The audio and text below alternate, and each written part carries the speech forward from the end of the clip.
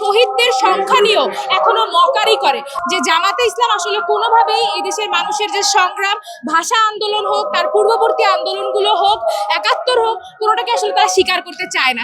ভাষা শহীদদের প্রতি শ্রদ্ধাঞ্জলি আজকে বিভিন্ন দল, বিভিন্ন মতের মানুষজনই দিয়েছে। আমরা দেখেছি যে জামায়াতে ইসলামও শহীদদের প্রতি শ্রদ্ধা জ্ঞাপন করতে শহীদ মিনারে পুষ্প দিয়েছে। কিন্তু এই ক্ষেত্রে একটা স্পষ্ট কথা যে জামায়াতে ইসলাম ৭১ সালে বা তার পরবর্তী সময় কিন্তু আমরা দেখেছি যে গোলাম আজম এই ধরনের বক্তব্য দিয়েছে ভাষা আন্দোলন করা ভুল হয়ে আছে, বা মুসলমানরা ভুল বুঝে আসলে ভাষা আন্দোলন করেছে, এই ধরনের বক্তব্য তারা দিয়েছে। এত বছর পরে তারা কিন্তু এটাকে স্বীকার করে না বা কোনো ধরনের আত্মসমালোচনাও করে না। তারা আজকে যেটা করছে সেটাকে আমি স্পষ্টভাবে মনে করি যে এটা তাদের হচ্ছে ব্যাপকভাবে একটা রাজনৈতিক পরাজয়।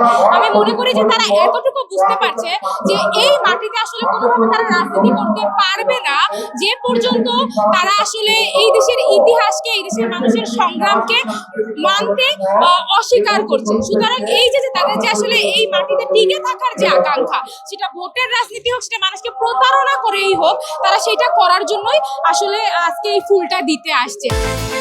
বিকাশ পেমেন্টে 10,000 টাকার বেশি অফার, শপিং চলছে তো।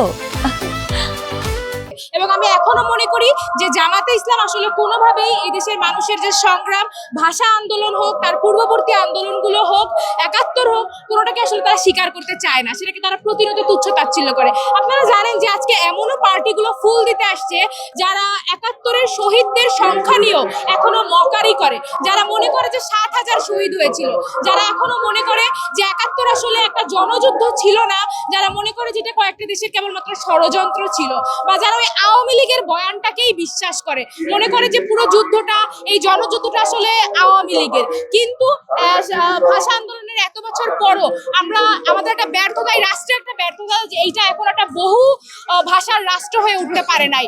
বাংলা ভাষা এখন আদিবাসীদের অন্যান্য ভাষার উপরে নিপীড়ন করে চলছে। এবং আমরা দেখবো যে যারা আজকে এই ভাষা শহীদদের শ্রদ্ধা জানাতে আসছে, তারা কিন্তু কোনোভাবে সেই শহীদদের যে আকাঙ্ক্ষাটা ছিল, সেই আকাঙ্ক্ষাটা ধারণ করতে পারছে না।